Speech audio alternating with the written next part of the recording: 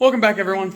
Today's day 3 of the El Camino build nonsense, whatever I'm doing to it. And so, as you saw in the last video, we were working on painting some of the accessories. I went and picked up some gloss this morning, so they're still a little wet, putting a few coats on them, getting them ready to go on the new motor. And I was informed that I do have a new water pump sitting here, new in the box. Found that out about 40 minutes ago. So, I don't know which one I'm going to use at this point because I know that water pump worked, and now I spent so much time cleaning it up and making it pretty. Figure out. But, so we're getting ready to, I went and bought a new pressure washer gun. So now we're going to be pressure wash the fan shroud. I poured some degreaser on it along with the actual engine bay. Let that soak in for about 10 minutes. There's this stuff I used right here. Dollar General special. I mean, it's like simple green. I don't know. It's preferred, but that stuff works pretty good. So, yeah, I'm getting ready to fire up the pressure washer here and start cleaning at it.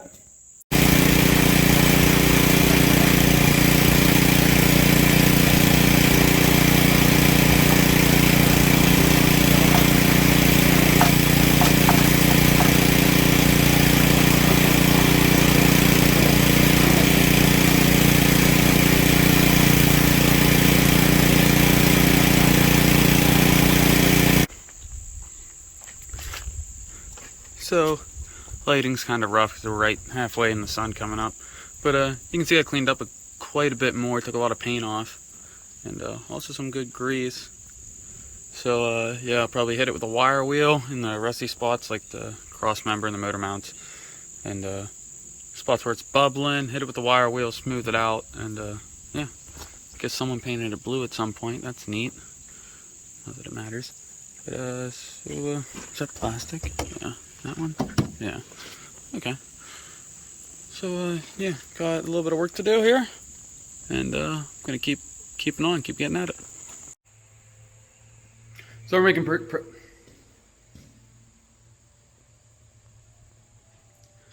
pretty good progress here. I got actually all the push rods into the new motor and all the old bent ones.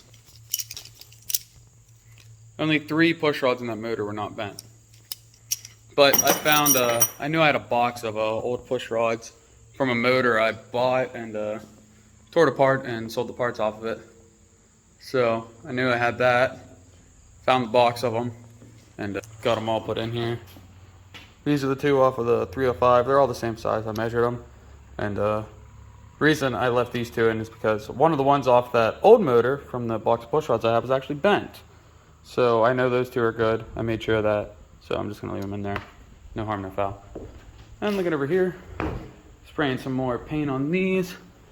You can see how much prettier they look compared to last video when I was just starting to clean them up. Especially with some gloss on them.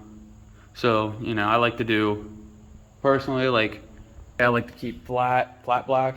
And then accessories, motor, all that stuff I want to make sure it's shiny. Like you can see my motor mounts. Made my motor mounts flat, and they look pretty sharp there, sitting on the motor. And I started spraying the engine bay a little bit. A good bit of water still drying up, but I started spraying where I can. I'm just gonna spray the hell out of it with spray paint, pretty much. Looking at here, you can see like top of the core support. Started getting that. Power steering box, power steering pump. Started getting all that. And then you can see the water that's still drying up on the bottom of the core support, but frame rails, got a little bit of the steering and the cross member there. So, gotta let it dry a little longer. And shoot some more paint on it. So, yeah, that's my quick little update for where I'm at right now. So, yep, keep on working. So right now I'm getting ready to apply the water pump to the motor. So I got the gaskets on, and the secret is you take a little bit of silicone. Napa even bead is my choice, but I mean, it doesn't really matter. Just some sort of that silicone stuff. Put a thin layer on it just so it keeps the gasket in place while you're trying to install it. And then I'll probably put just a real thin bead on the water pump too. So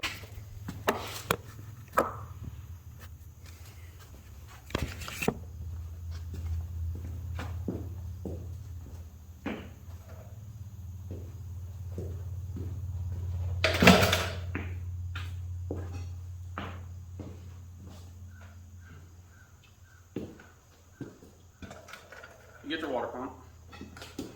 You can't even see this, but I'll apply real quick. Get a nice even bead. Just real thin layer.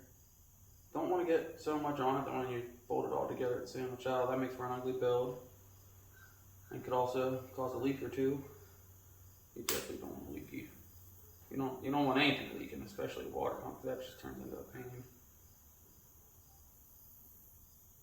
Show you here in a sec what it looks like when you're about all said and done.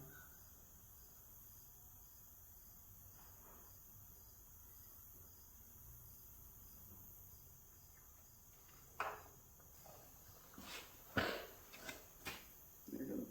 See, it made a mess. Too much, you make a mess.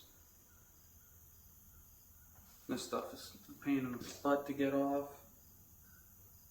Maybe get it on you, on clothes. Parts you don't want it to. But there. You can see it's a nice, just real even bead. You know, there and there. I just put it on my finger and then apply it on. Wear gloves is probably a better idea, but then I just take it and work pants. So wipe it off. Grab you a couple bolts. Hook one through.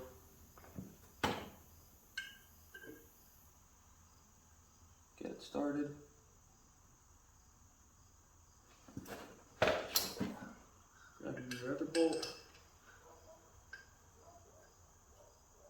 Get it started.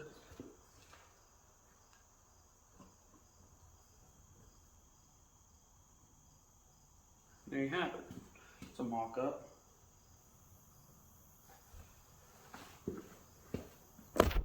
So yeah, of course I got to put the other two bolts in and tighten it all up, but that is essentially what you will have. And yeah, there it is. And that's how I put a water pump on a small block Chevy. Now I want to remind everyone that I'm not a motor builder. I've never went to a trade school. I've never went to college or ITT or anything like that. Everything I do, everything that I've learned is just learned it from my dad teaching me, and he's learned the same way, or I've just learned it from diving in there, doing it myself, looking up how to change brakes on a Volkswagen on YouTube, and then this guy tells me how to in a different language, and I make it work. So, and I'm not here to teach anyone on how to do stuff either, because like I said, I don't know.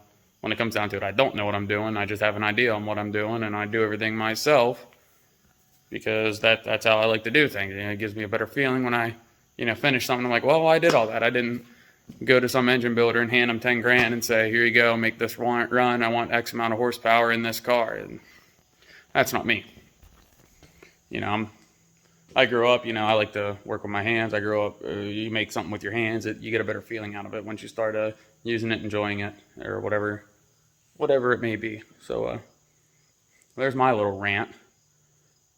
I guess to sum that all up is don't be afraid to tear into stuff, because 2 years ago I had no clue what I knew how a motor worked. I had no clue how to really go in deep to a motor. I mean, I could change brakes, I could change oil, this and that, but you never see me tearing a motor apart myself, or changing valves, or tearing the water pump off, adjusting valves, or taking the heads off, or replacing. I never do. I still don't know what I'm doing, but I have an idea.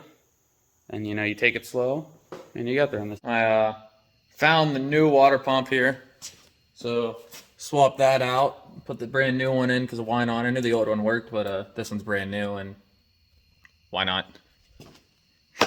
So yeah, that's pretty much all I got done. It's the next day, because I forgot to come back and work on it more. I had other stuff to do.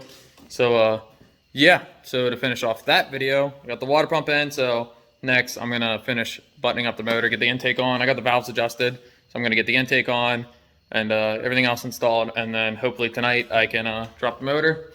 So yeah, thanks for watching, and catch you guys on the next one.